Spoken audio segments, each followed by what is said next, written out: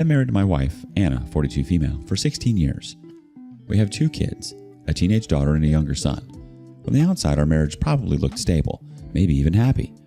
I was the kind of husband who believed that every rough patch was just a phase, that good communication and patience could fix anything. Turns out sometimes what you think is a phase is actually your spouse falling out of love with you and into someone else's arms. For context, our life isn't flashy. We are normally steady people, a family that wouldn't be noticed by anyone in public. I worked long hours at a logistics company. She's a freelance writer and designer. She'd always been the artistic one. I used to find that endearing. Not anymore. Things started to shift about a year ago. She became distant. Our fights became longer and unsolvable. She was mostly lost in her world, spending days and nights in front of the screen. The late night phone scrolling turned from Pinterest boards to something else. Sex became non-existent. When I'd ask what she was doing, she'd say just reading. I had a gnawing feeling growing inside of me that something wasn't right. I felt like she was slipping into depression. I asked her to seek help. She brushed it away that she was just tired and burned out because of work. I didn't think much of it. I was too busy trying to meet deadlines and working overtime, too tired most nights to overthink. 20 days ago, I was under the weather and took a day off. After resting for a few hours when I was feeling better, I thought of cleaning my closet. It was a mess for a long time. I cleaned my side of it and then thought, let me do it for hers. She would be happy when she sees it. I started folding hers. Buried beneath her piles of clothes, I found a small black leather journal. It wasn't the first time that I had seen it. She owned a lot of diaries like that. She jotted down design sketches and mood boards, so I assumed it was work-related, but the way it was hidden made me suspicious. Curiosity got the better of me, and I flipped the pages. I noticed her handwriting inside, saw the dates, and it was the current year. I thought it was just a journal about her day, appointments, or random notes. But as I kept reading, I realized it wasn't a place she vented about work. There were no sketches or to-do lists, but long, emotional paragraphs. I started reading it, thinking it would have answers that changed her behavior. The first few entries were normal. Her thoughts, frustrations, reflections. It was subtle. She wrote about feeling tired of a boring life, about how our lives had turned into routines and checklists. She said I'd stopped being attentive, that I was always too logical, too focused on fixing things instead of listening. I remember pausing there thinking, that's not true. I tried to listen. I really did. Reading it in her handwriting, it sounded like she had already convinced herself she was unloved. Then one line caught my eye. He understands me ways Ethan never could. Ethan's me. That's when my hands were getting cold. I kept reading. The he she mentioned wasn't me. It was someone she met through a client. She wrote about how they connected emotionally, how she hadn't felt this alive in years, how she couldn't stop thinking about him. A few pages later, a name started showing up. Mark. Wrote that he saw her creativity and actually listened when she talked. Then it turned into lunches, coffee breaks, and collaborations. At first she framed it like friendship. He gets me. It's nice to talk to someone who doesn't shut me down. With every entry, I could see the line blurring. I caught myself smiling at his texts today. I shouldn't, but I can't help it. Ethan means well, but everything he says feels annoying lately. With Mark, everything feels light. Then it got darker. She started using words like alive, connected, and free when she was with him. She wrote that she hated how guilty she felt after coming home to me, that every nice thing I did just made her feel worse. She said she couldn't tell if she still loved me or if she just loved the life we'd built, the kids, the house, the comfort. Then came the part that broke me. We finally crossed the line tonight. I should feel guilty, but I don't. I needed to feel wanted again. The date was a Friday night when I was working late. She had told me that she had a client meeting. A fair partner had booked a room for them. She had written, I told myself I wouldn't go. I went anyway. I don't know what was happening to me. I feel horrible, but also like I've been starving and finally ate something real.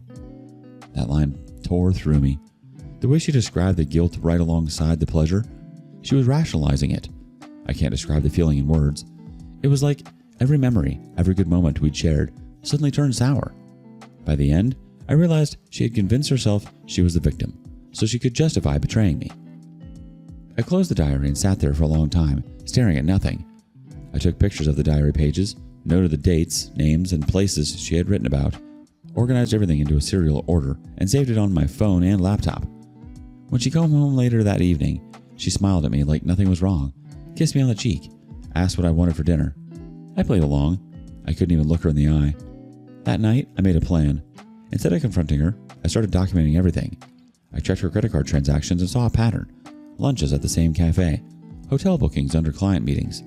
It all lined up with her diary entries. I acted normal for weeks, pretended to be clueless. She had no idea I knew. We even went to a family dinner together, where she laughed with my parents, held my arms and kissed me. It made me sick. Meanwhile, I lawyered up. We started the paperwork for divorce. He advised me to gather as much proof as possible, and I did. I wanted this to be clean and irrefutable. No drama, no begging, no second chances. So, I started checking the diary regularly. I had to know how deep it went. And every time I opened it, she'd slipped further.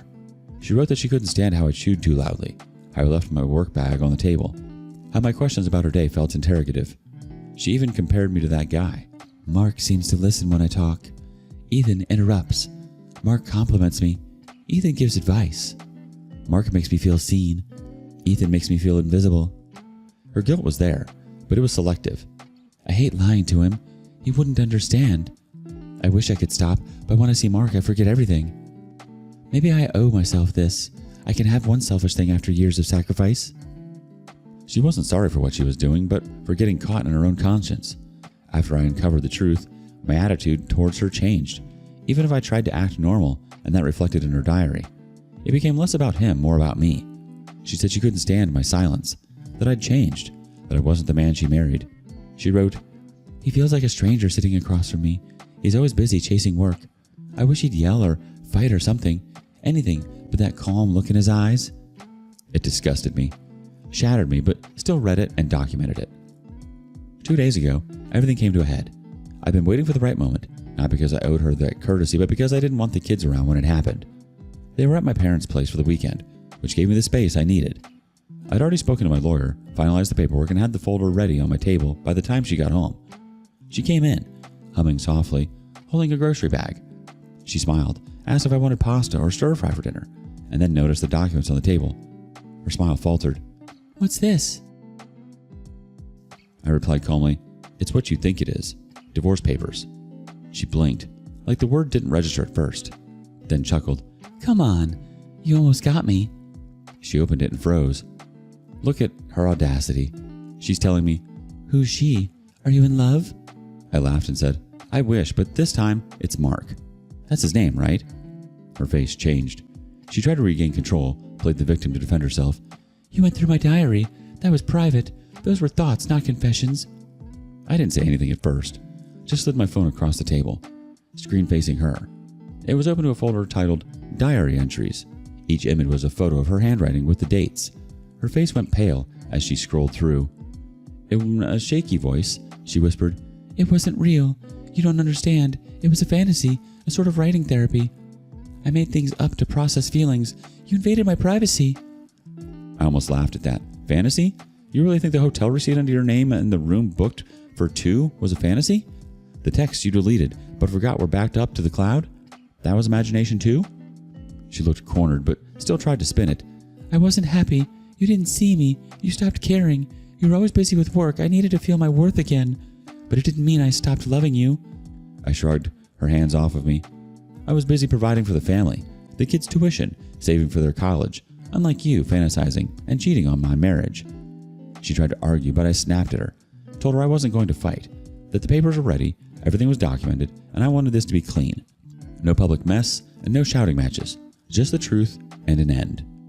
Then she broke down, sobbing into her hands, said she didn't want a divorce, that we could fix it for the kids' sake, that maybe we could go to counseling, take a break maybe. Her words, not mine. "Let's stay married for the kids' sake, and if you want, you can see someone outside, but let's not ruin what we have built." I laughed at it. She was offering an open marriage essentially so that she could continue to fool around. She defended, "I meant this for you. We can live separate lives while still being married and live like a family. No one has to know, right? Let the kids grow up and move out. Then we'll see. From now, let it be." It got me confused. I asked her, "You almost despise me. Then why do you want to stay with me? Better divorce and get married to him. Why complicate the matter?" She didn't answer right away. Then, almost in a whisper, said, "He doesn't want a marriage. He's barely 30. It's just fun for him. He's not sacrificing his youth for me." It all clicked why the diary entries had become more resentful over time. She was grieving the fact that he never intended to replace me. She'd gambled our marriage on a fantasy that was never real for him. I told her I wasn't going to humiliate her or expose her, but I wouldn't be her backup plan either, and she better come up with what she wants to tell the kids. The kids came back yesterday, but she hasn't shown any sign of talking to them. Today morning, I again nudged her to tell the kids, else I will. She sobbed, "What should I say?" I snapped, "Truth." She begged me to consider other options as she didn't want a divorce. Said she was ready to do everything to save the marriage. I said none needed. I don't want to be with someone who disrespects me. Now, I'm losing my mind because of her gaslighting. Every time I ask her to talk to the kids, she's crying and pleading, "Don't ruin their innocence." She's behaving as if I'm ruining the kids' lives. She's saying, "Why do you want to ruin their childhood? Look how happy they are. Why you want to screw everything up?" Like, what the heck? I didn't cheat on my marriage. She did. Then how am I the villain? Any advice for me to stay ahead of this woman? I don't trust her anymore. She can pull any game to save herself. Update 1. Thanks for all the solid advice. It's been a month since D-Day. Here's what everything happened since the last update. After chasing her for 2 days, she sat the kids down together for a talk. Without going into details, I just said that their mother and I were separating, that we both loved them, and that none of this was their fault. For a few seconds, no one spoke. Our daughter, Emma, 13, is perceptive, a lot. She looked between us and asked why. Anna explained that sometimes adults grow apart and it was no one's fault. No one's fault? I could feel the words digging into me. I wanted to scream that it's a lie. My sweet little baby turned to me and asked, "Is that true, Dad?" I hesitated long enough for her to see the answer in my silence. She looked back at her mom and whispered, "You did something, didn't you?" Anna's face fell and she quietly whispered, "Emma, please don't." But she stood up shaking. "Just tell the truth. I'm not stupid. You've been acting weird for months. You barely talk to him. You think we don't notice?" Son started crying. I pulled him close and told him everything would be okay. But my little lady wasn't letting it go. Interrogated like, "Did you cheat on Dad?" Anna froze. I could see her searching for a way out, but she couldn't find one. Then said, "That's not what this is about." Emma snapped back, "Then what is it about?" Anna sighed. "Sweetheart, I made mistakes, adult mistakes, but I love you and your brother more than anything." She shot back, "Mistakes? Wow. Did you think what it would do to our family? Look at Dad. Looks like he's dying every day, and you just pretend nothing's wrong?" I had to step in. I told her to stop, that it wasn't her responsibility to understand everything right now. She stared at me with eyes full of tears. "So you're still going to protect her?" No matter how satisfying it was to have her support, I still can't let her cross the boundaries. Despite everything, Anna was still her mother, and she could not disrespect her. I have to raise her in a way that she is respectful, even when angry. Anna broke down, crying and blabbering she was sorry, that she never meant to hurt anyone, but Emma just shook her head, muttered, "You already did," and stormed into her room. Son didn't fully understand. He just looked scared and kept asking, "Are we still going to live together?" I tucked him in and told him things would be different, but okay. He asked if Mom was leaving. I said not yet, but we were figuring things out. He nodded and turned to the wall, pretending to sleep. Later that night, Anna went to talk to Emma. I stayed behind. After a while, I heard voices from the hallway, not shouting this time, but the kind of broken, exhausted argument that happens when people both are too drained to fight. Anna came downstairs an hour later. Her eyes were red. She said Emma wouldn't talk to her, that she just kept saying, "You ruined Dad." I didn't say anything. There wasn't anything left to say. Over the next few days, Emma barely spoke to her. She avoided dinner, stayed in her room with her headphones on. When I tried to talk to her, she said she was fine. Then one day I saw them talking in the backyard. Anna was trying to apologize again, but Emma just snapped and said something and walked back inside. I enrolled in counseling. There are special programs designed for these cases. They have individual sessions with each kid and then the siblings together, then with each parent and then the full family together. There was no way to heal the kids, especially my daughter, who was at a crucial stage of her development. The therapist was calm and neutral, guiding us to speak respectfully. We also had a separate couple session. It was not to work on the marriage, but to learn how to co-parent our kids and coexist in a new setup. When it was Anna's turn, she talked about losing herself, about feeling unseen. When it was mine, I said, sometimes people mistake comfort for neglect. She wanted a thrill. I gave her a home. She didn't argue, just cried quietly. After the session, she told me she'd hired a lawyer. Said she needed someone to protect her interests. I nodded. I expected that. My lawyer had already warned me. I told her I wasn't going to drag this out or turn it into a war, but I was moving out soon. I've already started looking for a small apartment nearby, close enough for the kids to visit any time. My lawyer is handling the division of assets. I'll leave the house to her and the kids until things are finalized. Last night, I found her sitting alone at the dining table, staring at the papers again. She didn't say anything when I walked past, just whispered, "I ruined everything, didn't I?" I didn't answer. Update 2. We're in the middle of the divorce proceedings now. My lawyer advised me to keep everything clean and professional, and that's exactly what I've done. We've agreed on joint custody, alternating weekends, and I made sure the kids' schooling and living arrangements stay as stable as possible. She tried to negotiate, said she wanted to keep the house for the kids' sake. I didn't fight, but she has to buy me out of my share. When she realized what that entailed financially, she went quiet. She's still a freelancer, and most of her projects were with the same circle of clients, including a fair partner. From what I've gathered, things with him fell apart right around the time I served her. A few days after she got the papers, she tried to reach him. I know because I overheard her sending him desperate voicemails. "Can we talk? Please call me.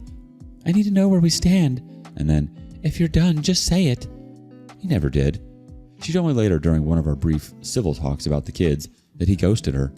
He just disappeared, blocked her, ended their work contract, pulled all pending payments. She tried to say it like it didn't matter, like she was angrier than hurt, but her voice cracked halfway through. I didn't say anything, I just nodded. Since then, I've seen the reality start to hit her. The kids told me that they hear her sobbing at night. Meanwhile, I've been staying in a rental apartment across town. The kids have been spending weekends with me. My daughter doesn't talk much during the drives. When she does, she asks quiet, thoughtful questions. Things like, "Did you stop loving Mom after she did that?" And, "Do you think she still loves you?" I try to answer honestly without poisoning her mind. I tell her that love doesn't disappear overnight, and there are a few things about love, self-respect, and loyalty. She told me she's proud I didn't yell or break things, that I handled it like a grown-up. It was one of the few moments that actually made me tear up. My son, on the other hand, just wants to keep things normal. We play video games, make pancakes on Sundays, watch cartoons together. He doesn't ask big questions, and I don't force him. He's 10 and deserves a childhood that isn't ruined by his parents' mess. We're still going to family therapy once a week, mostly for the kids, but it's helping me too. The counselor said what we're all living through is grief, not just for the marriage, but for seeing our family split apart. Anna mostly stays quiet. The defensiveness is gone. The last few times I went to the house to drop off the kids, she looked tired, not physically but emotionally, like someone carrying the weight of everything she broke and realizing there's no fixing it now. Sometimes she breaks down in the session, says she wishes she could undo everything. I can tell she means it, but regret doesn't rebuild what's been burned down. Her relationship with the kids is strained. Emma still barely talks to her. She told me she feels sorry for her mom, but not enough to forgive her yet. I told her forgiveness isn't something you owe, it's something you choose when you're ready. As for me, I'm okay. Numb sometimes, relieved mostly. There are moments when I still wake up expecting to see her beside me, then remember she's not mine anymore. Anna's lawyer reached out last week. She's not contesting much anymore. The settlement will be fair. She'll keep the house for the kids, and I'll take care of child support and split the savings. I didn't want a war, I just wanted peace, and maybe now I'm finally getting there. The diary part kills me. Like, who cheats and then journals about it like it's a romance novel? She literally left you a written confession and still had the nerve to say it was fantasy? No, Anna. Fantasy is winning the lottery or owning a beach house. This was just lying with extra steps. She cheats, gets caught, and suddenly you're the bad guy for not understanding her feelings. Unreal. She's lucky you didn't lose your mind right then and there. Honestly, she made her bed, and now she can cry in it. You did everything right. She just couldn't handle being married to someone steady and decent because she mistook stability for dullness. That's on her. Have you ever stumbled upon someone's diary or personal journal? Did you read it? If so, did what you found change the way you saw them forever? Share their secrets in the comments below. And thank you for joining us today on Our Space. Be sure to like and subscribe and hit that notification bell so you don't miss out on our next video. See you next time.